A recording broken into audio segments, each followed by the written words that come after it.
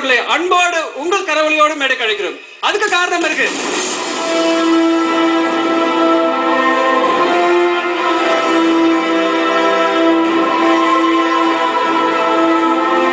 அனைவருக்கும் வணக்கம்.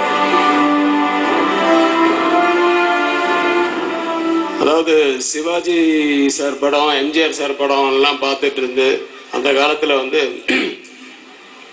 ஒரு அரங்கேற்றம், அவளோட தொடர்கதை, அபூர்வ ராகங்கள் போன்ற படங்களை பார்த்து டைரக்டர்ஸ் படம் அப்படின்னு பாலச்சந்தர் சாரை பார்த்து ரொம்ப பெருமைப்பட்டோம். அதே மாதிரி 16 வயதினிலே சிகப்பு ரோஜாக்கள் பார்த்து இந்த மாதிரி டைரக்டர்ஸ் எல்லாம் நம்ம நேரில் பார்ப்போமான்னு நினச்சிட்டு இருந்த காலம் போய் இப்போ அவங்க வந்து ரொம்ப அருகில் இருக்காங்க, மிக மிக அருகில் இருக்காங்க. எனக்கு மட்டும் இல்லை, சக டைரக்டர்ஸ் எல்லாருக்குமே அவங்க ரொம்ப க்ளோஸாக இருக்காங்க. அதுக்கு காரணம் வந்து இந்த சங்கம். கிட்டத்தட்ட 15 ஆண்டுகளாக வந்து இந்த சங்கத்தின் இந்த மாதிரி ஒரு விழா பண்ணணும்னு எல்லாரும் ரொம்ப கஷ்டப்பட்டாங்க, நிறைய பேர் கஷ்டப்பட்டாங்க. பாரதிராஜா சாரே கிட்டத்தட்ட ஒரு 8 வருஷமாக இந்த சங்கத்தில் இந்த மாதிரி ஒரு ஃபங்க்ஷன் பண்ணணும் அப்படின்லாம் ரொம்ப முயற்சி பண்ணார். முடியாமல் அது இன்னைக்கு நடந்துட்டுருக்கு. இது என் வீட்டு விழா, அதனால தான் ரிசப்ஷனுக்கு போகிற மாதிரி கோட்டெல்லாம் போட்டு வந்திருக்கேன். இந்த விழா வந்து தொடர்ந்து நடக்கணும், ஒவ்வொரு ஆண்டும் நடக்கணும்னு நான் டைரக்டர் சங்கத்தில் இருக்கிற அத்தனை அங்கத்தினர்களும் கேட்டுக்கிறேன். அது ஒவ்வொரு ஆண்டும் வந்து விருது வழங்கும் விழாவாக கூட இருக்கலாம். ஒரு டைரக்டர்ஸ் சங்கம் அளிக்கும் விருது வந்து மிக சிறப்பான விருதுன்னு சொல்லிட்டு இந்தியா முதல்ல த்ரூ அவுட் இந்தியா பேசப்படுற அளவுக்கு கரெக்டான ஜட்ஜஸ் வச்சு நல்ல படங்களை செலக்ட் பண்ணி, தமிழக அரசு விருது செலக்ட் பண்ணுறவங்களும் தேசிய விருது செலக்ட் பண்ணுறவங்க இந்த சங்கம் செலக்ட் பண்ணவங்களுக்கு மட்டும்தான் விருது கொடுக்கணும் அப்படின்ற அளவுக்கு, திறமையானவர்களுக்கு மட்டும் விருது கொடுக்குற அளவுக்கு ஒரு விருது வழங்கும் விழாவை ஆண்டுக்கு நடக்கணும். அது இன்னும் இந்த 40 ஆண்டு மட்டுமில்லை, 400 ஆண்டுகள் வரைக்கும் உலகம் இருக்க வரைக்கும் சினிமா இருக்க போகுது. ஸோ அந்த அளவுக்கு இந்த சங்கமும் வாழணும்னு சொல்லி எல்லாம் உள்ள இறைவனை வேண்டி பிரார்த்தித்து, இப்பொழுது எங்கள் தலைவர் பாரதிராஜாக்கே தலைவர், எங்கள் இமயத்துக்கு தலைவர் சிகரம் திரு பாலச்சந்தர் சார் அவர்களை அன்புடன் மேடைக்கு அழைக்கிறேன்.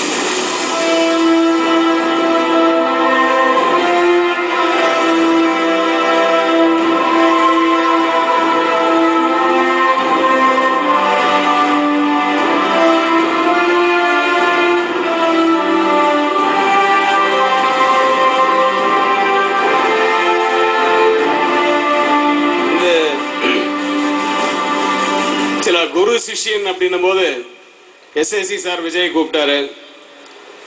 இவர் யாரை கூப்பிட போறாரு? எந்திரன் சூப்பர் ஸ்டார் திரு ரஜினி சார் அவர்களை மேடைக்கு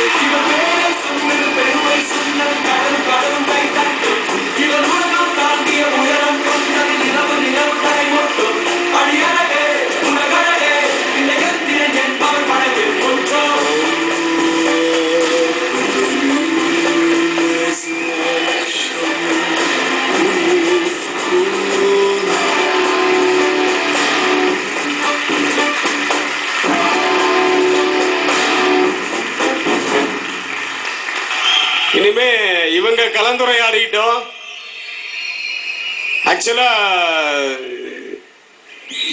சார் வந்து அவரை எதுவும் கேள்வி கேட்க மாட்டாரு, கேள்வி நிறைகள் இருந்தாலும். அதனால டைரக்டர் ஒரு இன்ட்ராக்ஷன் மாதிரி இருக்கட்டும் சார், ஒரு யூஸ்வலான ஒரு மேடை பேச்சு மாதிரி இல்லாம உங்களுடைய அனுபவங்கள்ல நீங்க இவரை எந்த மாதிரி பார்த்தீங்க, எந்த மாதிரி எல்லாம் கேள்வி அவரை கேட்கணும்னு தோணுதோ அதை கேளுங்க. லைக் பாரதிராஜா இளையராஜா ஃப்ரெண்ட்ஷிப் இருந்தது இல்லை, இது குரு சிஷ்யனோட ஃப்ரெண்ட்ஷிப்பாக கூட இருக்கலாம். நீங்க அந்த மாதிரி ஒரு இதுவாக கேளுங்க சார். அனைவருக்கும் வணக்கம். இந்த ஃபங்க்ஷனை வந்து நான் முதல்ல ஒரு கொண்டாட்டமாக நான் பார்க்கல.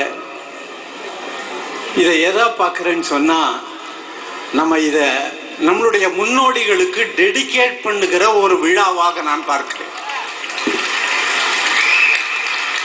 எத்தனையோ உலக சினிமாக்களிலே வந்தவர்கள், உலக சினிமாக்களிலே பெயர் எடுத்த பலர், அப்புறம் நம்ம அகில இந்தியாவிலும் பெருமை சூட்டிய இயக்குனர்கள் நமது இது ஒரு மாநிலமாக ஒரே மாநிலமாக இருந்தபோது இங்கே ஆந்திரா, தெலுங்கு, கன்னடம், மலையாளம் எல்லா இயக்குனர்களும் இங்கே இருந்து அவர்கள் எல்லாம் எடுத்த படங்கள், அந்த படங்கள் எல்லாம் கணக்கில் அடங்காத படங்கள், அவை அத்தனையும் வெற்றி படங்கள்.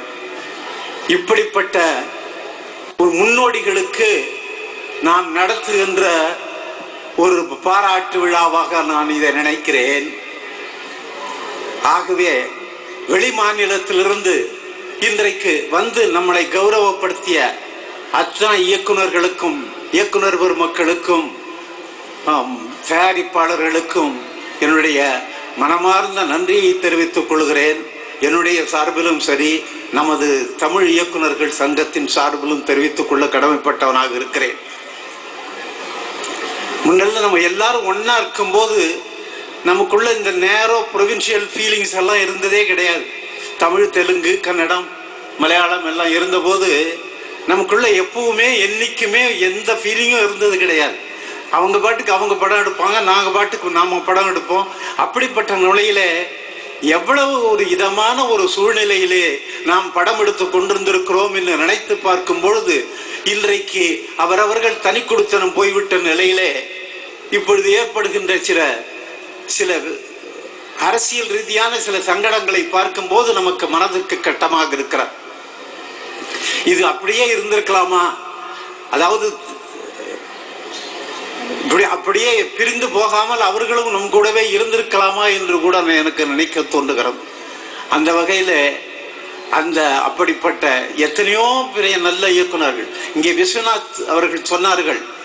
அவருக்கு நான் இதை வந்து ஹைதராபாத்தில் ஒரு விழா நடந்து அந்த விழாவிலேயே சொன்னார். விழாவிலேயே பேசும்போது பாலச்சந்தரிடம் நாம் ஒரு வாரம் அசிஸ்டன்ட் டைரக்டராக வேலை செய்ய வேண்டும்னு சொன்னார். அது அவருடைய கிரேட்னஸ், அதனால சொன்னார். அதுக்காக நான் அவர் வந்து ஒரு வாரம் என்கிட்ட வந்து அசிஸ்டன்ட் ஒர்க் பண்ணுங்கன்னு சொல்ல முடியாது. அதை விட ஒரு பாவமான காரியம் இருக்கவே முடியாது. ஏன்னா நானே அவர்கிட்ட அசிஸ்டண்டா இருக்கணும்னு நினைச்சவன் தான். அந்த நிலையில அவர் சொன்னது வந்து எவ்வளவு ஒரு ஆத்மார்த்தமா, அது எங்க சொன்னாலும் சொல்லிட்டு இருக்காரு. அது 2-3 இடத்துல சொல்லியிருக்காரு, 2-3 இடத்துலயும் சொல்லிட்டு இருக்காரு. என்னால அதை கீப் அப் பண்ண முடியல, அது பண்ண முடியாது. அது ஏன்னா அவர் ஒரு ஜெயண்ட். அவர் ஒரு ஜெயண்ட்டுங்கும் போது அவரை நான் பக்கத்துல வச்சு, ஜெயண்ட்னா நம்ம ரஜினி மாதிரி ஒரு ஜெயண்ட் அவரை போய் நான் பக்கத்துல வச்சுக்கிட்டு எனக்கு உதவியாளராக வச்சுக்க முடியாது. அப்படிங்கிறதுனால அதை நான் தவிர்த்து கொண்டே வந்திருக்கிறேன். அவருக்கு பதில் சொல்லாம சிரிச்சே பதில் சொல்றது. அப்புறம் இன்றைக்கு நாகபரணா அவர்கள் வந்திருக்கிறார்கள், பெங்களூரில் இருந்து வந்திருக்கிறார்கள். அவரும் என்னுடைய ஆத்ம நண்பர், நெருங்கிய நண்பர். நல்ல நல்ல படங்கள் எல்லாம் எடுத்தவர். அவர் வாங்காத விருதுகள் கிடையாது, அத்தனை நேஷனல் அவார்ட்ஸும் வாங்கியிருக்கிறார். அவரும் இங்கே வந்திருக்கிறார். இது எல்லாரும் இங்கே சேர்த்து பார்க்கும்போது மனசுக்கு ரொம்ப சந்தோஷமாக இருக்கிறது. அதுவும் இயக்குனர் சங்கத்தின் சார்பிலே அவர்கள் வந்திருக்கிறார்கள் என்று நினைத்து பார்க்கும் பொழுது இதை விட நமக்கு சந்தோஷம், மகிழ்ச்சி வேறு என்ன இருக்க முடியும்?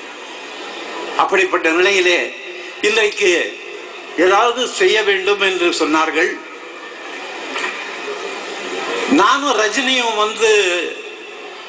ரஜினி என்ன குருவா ஏத்துக்கிட்டவர்.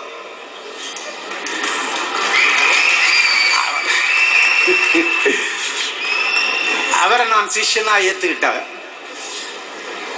அப்படிப்பட்ட நிலையிலே நானும் அவரும் அதிக நேரம் எந்த விஷயத்தையும் பத்தி பேசுறது கிடையாது. ஒரு மிஞ்சினால் ஒரு 2 நிமிஷம் பேசுவோம், 3 நிமிஷம் பேசுவோம்.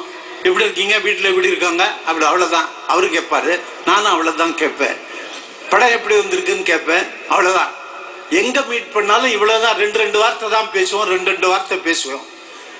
அதை ஏன் ஒரு நீளமான ஒரு விவாதமாக மேடையிலேயே கொஞ்ச நேரம் பேசுகின்ற மாதிரி, ஒரு 10 நிமிஷம் பேசுகின்ற மாதிரி ஒரு சந்தர்ப்பத்தை நாம் ஏன் எடுத்துக்கொள்ள கூடாது என்று நினைத்ததன் விளைவுதான் இன்றைக்கு இங்கே நடக்க போகின்ற ஒரு சின்ன விவாதம் இல்லை.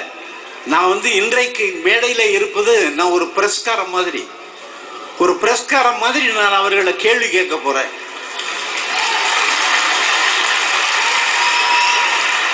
இதை நான் ரொம்ப நாளா கேட்கணும்னு எனக்குள்ள நினைச்ச கேள்விகள் தான்